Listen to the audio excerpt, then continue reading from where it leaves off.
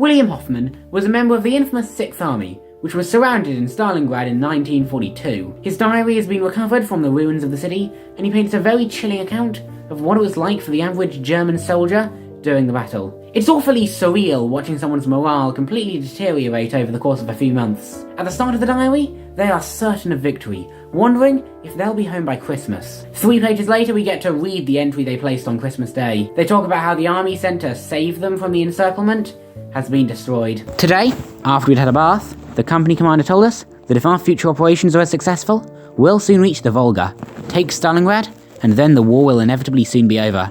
Perhaps we'll be home by Christmas. July 29, 1942. The company commander says the Russian troops are completely broken and cannot hold out any longer. To reach the Volga and take Stalingrad is not so difficult for us. The Führer knows where the Russian weak point is. Victory is not far away. August 2nd. What great spaces the Soviets occupy. What rich fields there are to be had here after the war's over. Only let's get it over with quickly.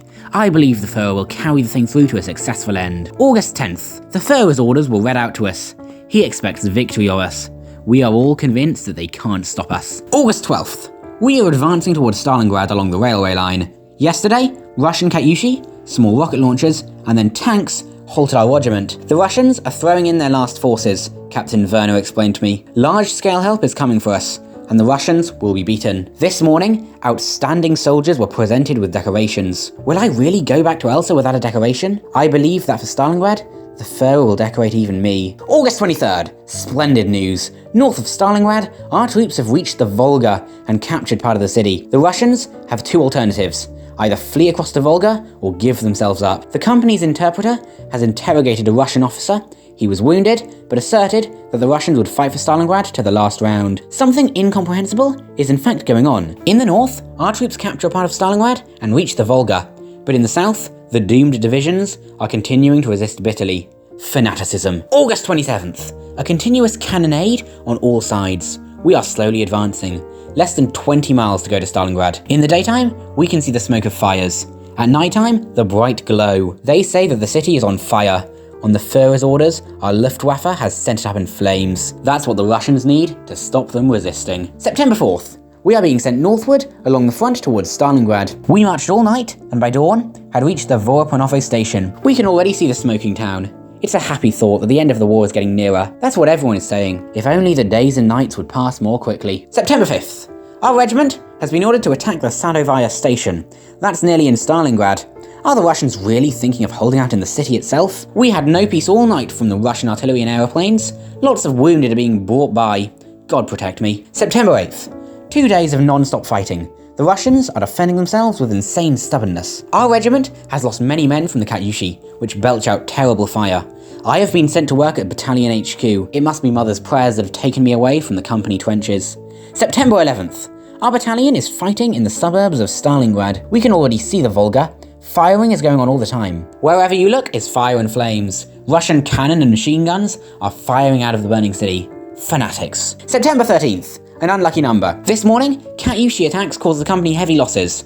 27 dead and 50 wounded. The Russians are fighting desperately like wild beasts. Don't give themselves up, but come close and then throw grenades. Lieutenant Kraus was killed yesterday, and there is no company commander. September 16th. Our battalion, plus tanks, is attacking the grain storage elevator, from which smoke is pouring. The grain in it is burning. The Russians seem to have set light to it themselves. Barbarism. The battalion is suffering heavy losses. There are not more than 60 men left in each company. The elevator is occupied not by men, but by devils that no flames or bullets can destroy. September 18th. Fighting is going on inside the elevator. The Russians inside are condemned men.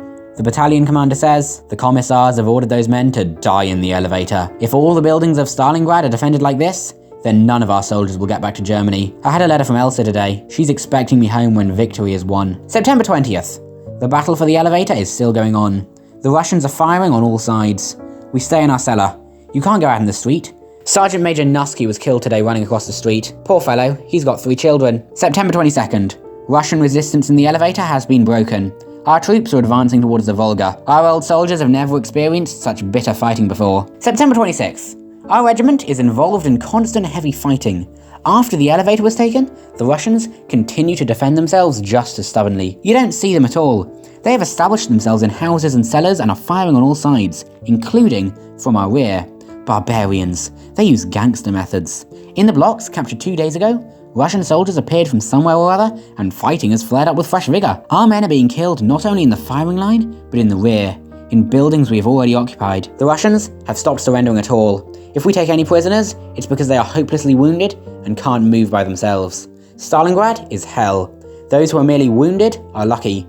They will doubtless be at home and celebrate victory with their families. September 28th. Our regiment and the whole division are today celebrating victory. Together with our tank crews, we have taken the southern part of the city and reached the Volga. We paid dearly for our victory.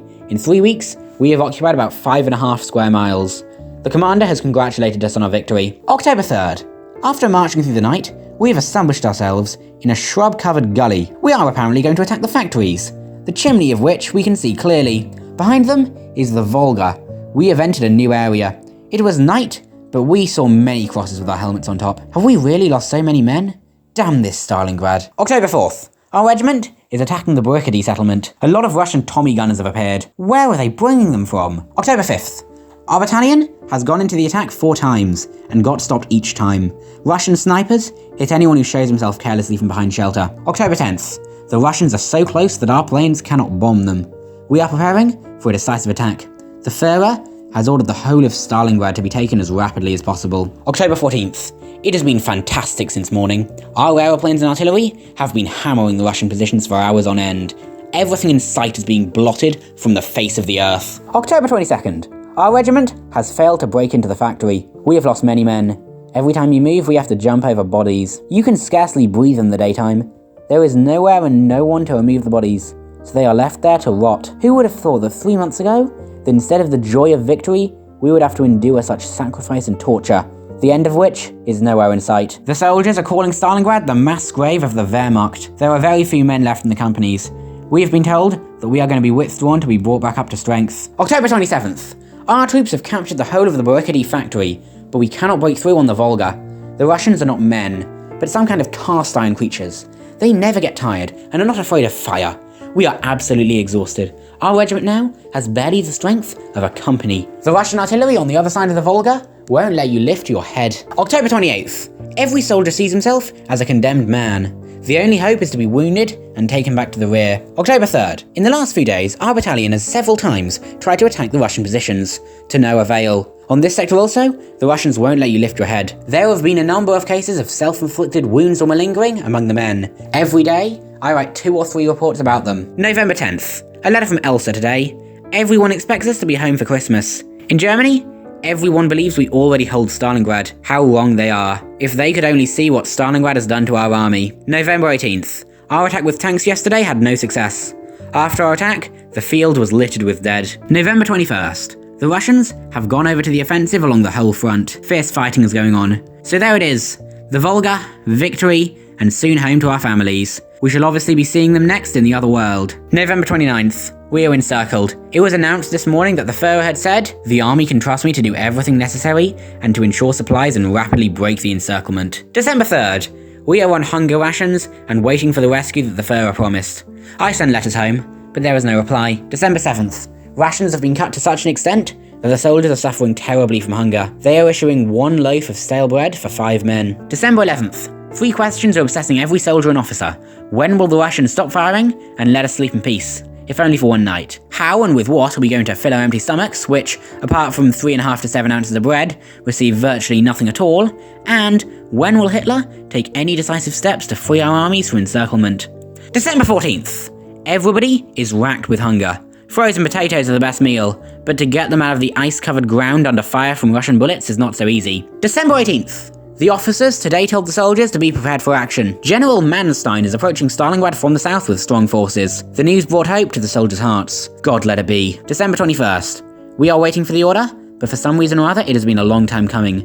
Can it be that it is not true about Manstein? This is worse than any torture. December 23rd. Still no orders. It was all a bluff with Manstein. Or has he been defeated at the approaches to Stalingrad? December 25th. The Russian radio has announced the defeat of Manstein. Ahead of us is either death or captivity. December 26th. The horses have already been eaten. I would eat a cat. They say its meat is also tasty. The soldiers look like corpses or lunatics. looking for something to put in their mouths. They no longer take cover from Russian shells. They haven't the strength to walk, run away and hide. A curse on this war.